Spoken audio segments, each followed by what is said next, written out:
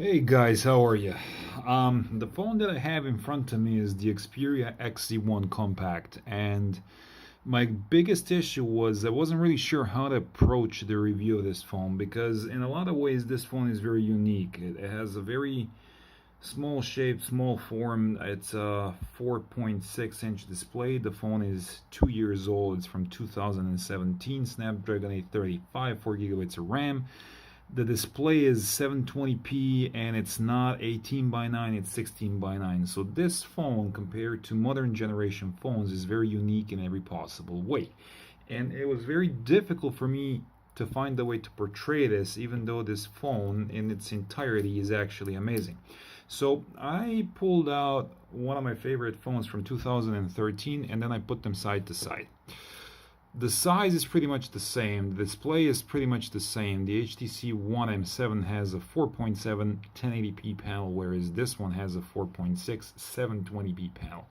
Both have front-facing speakers, and for 2013 this was like a game changer phone. So in this sense, this used to be my favorite phone up until a few days ago, until I actually picked up the XZ1 Compact and started playing with it and so on. And the XZ1 Compact, the bottom line is that this is a marvelous phone. This is the best phone that you're going to get for your money.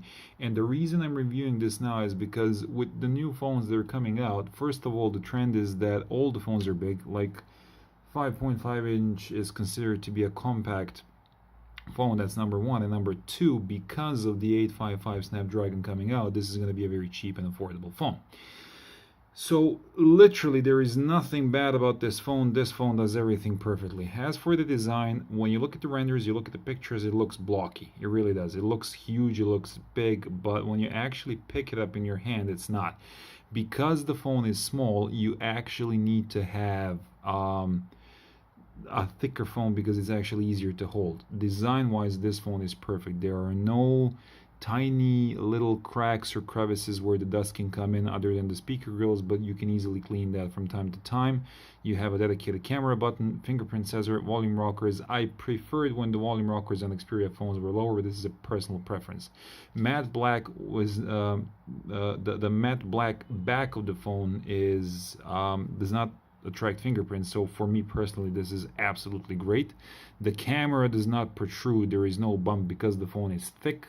It's rounded. This phone has been designed marvelously. Personal preference, if you're deciding to buy this phone, buy the black one, and I will tell you why in a second.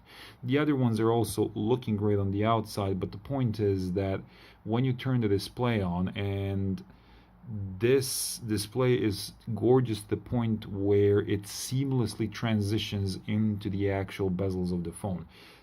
The black phone will look smaller, will look more elegant compared to the other three colors. So design-wise, this is a perfect phone. Haven't even dropped it yet, but I'm pretty sure because other Xperias that I had in the past were built like tanks, I'm pretty sure this one is not different. As for the display, when you look at the numbers, this is going to tell you that it's a 4.6-inch 720p IPS LCD panel. This is the best display I've ever seen. Not the best IPS display, but the best display I have ever seen. This trumps any AMOLED display immediately. For me, I've had the Samsung Galaxy S8, S9, my wife uses Xiaomi Mi 8. All these phones have an AMOLED panel, and for me personally, they all look a little bubblegummy. My camera, I'm recording this with my old XZ2, cannot show you how deep the blacks are, but when you actually get to pick up the phone, the blacks are deep as on any AMOLED display, and I have no idea how they managed to do this on an IPS panel, but literally blacks are pitch black and you cannot see any backlighting. With the Xperia XZ2 and XZ2 Compact, there is a decent amount of backlighting that you see, and blacks look very faded, washed out, grayish. This is pitch black. This display is gorgeous. It's absolutely phenomenal.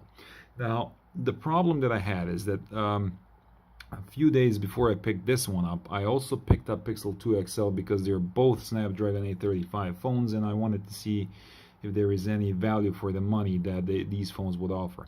I had problems with the Pixel 2 XL display because of the color shifting, because of the tint, because it's a 1440 panel, but this actually looks better in my personal opinion. Also, they both have the same Snapdragon 835 processor, but the thing is that the 720p panel will drain much less energy than a 1440p panel on a Pixel 2. The speakers here are actually better. The audio coming from the front-firing stereo speakers is absolutely amazing. It's out of this world. So as for the display, it is smaller, it goes 720p, but watching YouTube content is absolutely marvelous on this phone, and I don't know how. I have no idea what they've done. I thought that 720p is going to be a problem.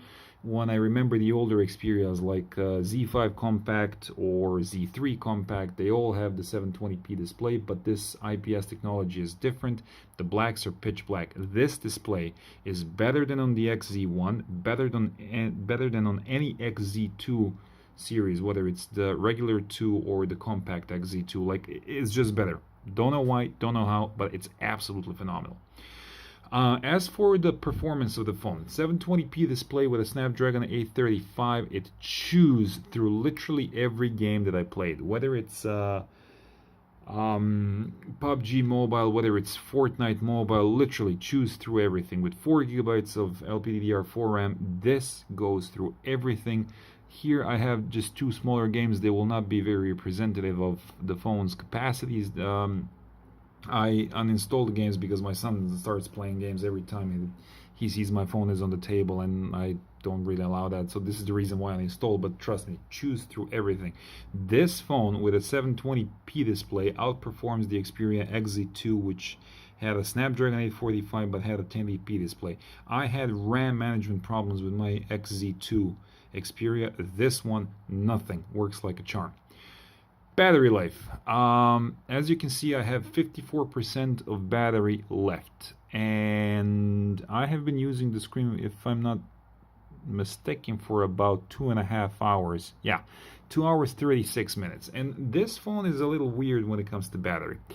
I made a few screenshots from a few days back. Let me see where they are, if I can find them. Yeah. I got 8 hours and 9 minutes of screen on time with 80% battery left. This phone, for some reason, drains a little bit of power when it's on standby. I don't know if this is an Android Pie feature or what it is. And even with this mild drain, it's really not that bad. It's great. Like, it really is. This is the best battery on a phone that I have ever had. Like, my day starts at 6 o'clock in the morning every day. Now it's 6 in the afternoon, as you can see, after 12 hours of idling, music streaming. Actually, I think that's what caused the battery drain. I streamed like 3 hours of music over my Bluetooth headphones today, so I'm pretty sure that's what drained the battery a lot. This is a power efficient battery king. When I used the Pixel 2 XL, the problem I had is that the Snapdragon 835 was paired with a 1440p AMOLED panel, and these pixels, this difference in pixels, just drained battery. I would get 4.5, 5 hours of screen on time if I'm lucky with the Pixel 2 XL, and this was a stretch. Like, I had to charge it at least once during the day. This, no. Like, you take it off the charger in the morning, and whatever you do with it, you're not going to have to worry until the end of the day. Like I said, performance, the UI currently running the Android Pie update. Let me see where that is. This is a single SIM version, by the way. Yeah, Android version 9, so on and so forth. Android 9 on Sony Xperia, as with every other previous Xperia installment of Android, not skinned. Like, very, very exceptionally light. I don't like this gray color of the drop menu. It's ridiculous, and this is the only gripe I have with the phone. Everything else, multitasking, no, sorry, this one doesn't support it. I don't know, WeChat, Facebook. I had to kill my internet, but let's say, I don't know, albums, and then I paired that with, okay, WeChat, whatever.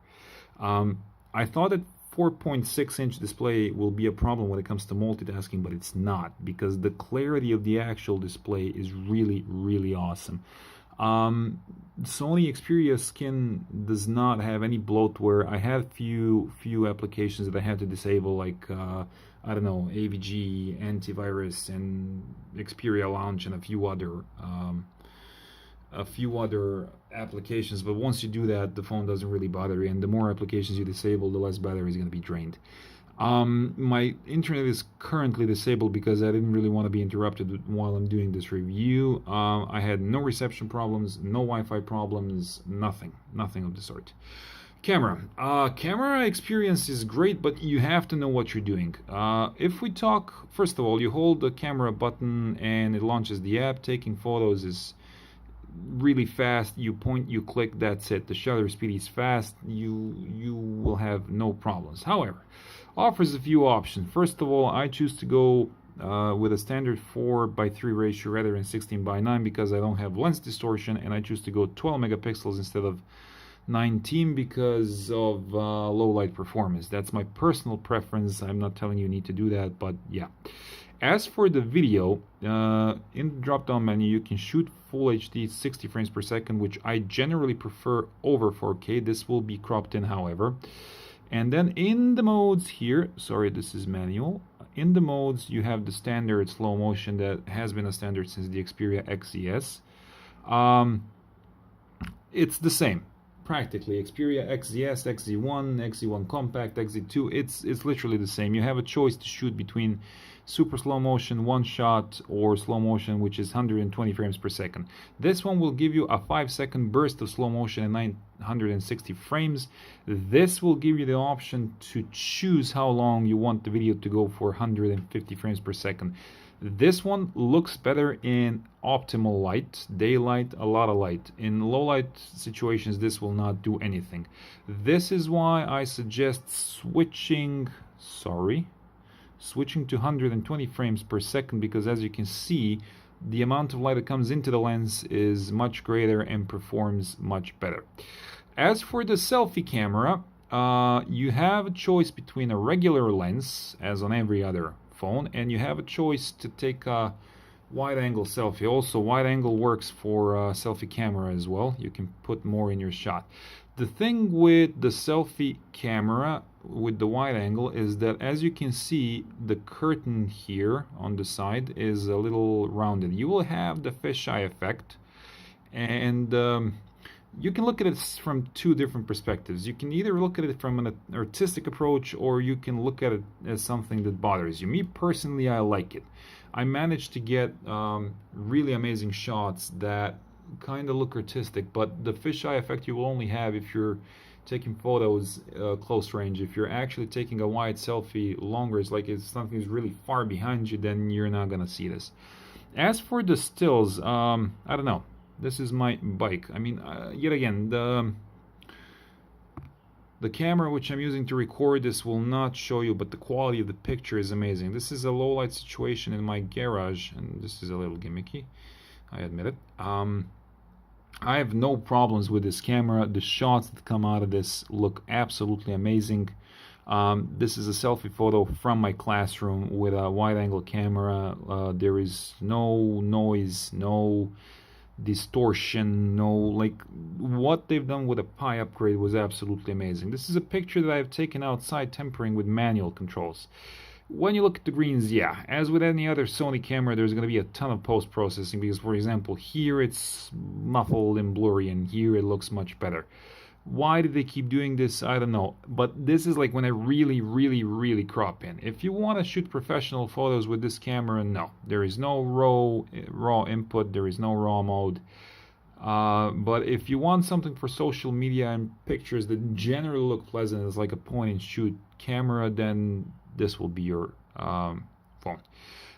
This has also been done with me tempering with manual controls. I was tempering with exposure and shutter speed, trying to get different effects. If you know what you're doing in manual mode, you can get a much better dynamic range than what you would get out of just the actual auto camera. But for, like I said, for point and shoot, this is a great phone. Audio experience is awesome. On Android 8, audio experience was not so good. I wasn't pleased with it, but with the Android 9 upgrade, they overhauled what the LDAC is doing. I have used 3 different pairs of headphones. I have used the Sony AAP100s, and I have also used the Xiaomi One More triple driver Bluetooth earbuds. These are great. The wired, see this, I don't need this anymore. This is useless now because this phone actually has a 3.5mm jack. Jack experience is okay. It's all right. It's nothing special. You get a very wide sound, very pleasant to the ear, and that's pretty much it. As for the triple driver Bluetooth headphones, the ones that I use support the LDAC. The moment the LDAC kicked in on this phone, the sound was absolutely amazing. Best thing I've ever heard in my entire life. The sound was wide. There was a range of frequencies. I'm not gonna say missing, it was omitted, it was split left and right, but the thing is that it was split in a way that nothing was missing from the sound, everything was perfectly crisp, perfectly clear, and wasn't making my ears ring after 4 or 5 hours of listening to music. Standard issues that I have with this app is that I have to go to 3 or 4 sub-menus to actually deal with my equalizer. I mean, this is ridiculous. And the surround sound option just gets the sound wider. This is a personal preference. These two still do not do anything. This is ridiculous, but this is an absolutely amazing option, the dynamic normalizer, which makes the levels of all your songs equal. Like, there is no hassle of I'm listening to 2 songs and the 3rd song I listen to is a lower volume, then the 4th song has been downloaded from a bad website, and then it's like clipping all over the place. No, the dynamic normalizer just flattens out everything without losing the quality of the sound. This absolutely brilliant. The audio, especially the Bluetooth audio, if you have a good pair of headphones, and I'm pretty sure that if you had like a really good pair of earphones, wired ones, this would give you a brutally good sound. I don't know, as far as I'm concerned, that covers pretty much anything. Overall, the bottom line is that this phone, for your money right now, I bought it for 220 euros, brand new. The price has dropped significantly because it's a Sony phone. It's a Snapdragon 835 phone. There is XZ2 after this, XZ3. Now the Xperia 1 is coming out with that ridiculous screen ratio. I'm not really sure if that's going to work or not. I hope it does for Sony's sake, because yeah, I'm a fanboy, but still. XZ1 Compact or XZ2 Compact, I would go with this one. My camera cannot show you how good of a display this is. It's brilliant. The software, the features, the sound, the camera, the responsiveness of the UI, the overall design of the phone, there is literally nothing bad about this phone. If you have any more questions, leave them down in the comment section. I will try to answer all the questions to the best of my abilities. One more thing, the camera does not overheat. Most of my Xperia videos, the comments are about the overheating of the camera. I had no overheating issues whatsoever, whether it was 4K, 1080p, so yeah. Any other questions, leave them in the comment. Whether you subscribe or not, don't care. My videos are not monetized. I do this just for the sake of having a hobby and helping out people. Cheers. Have a good day.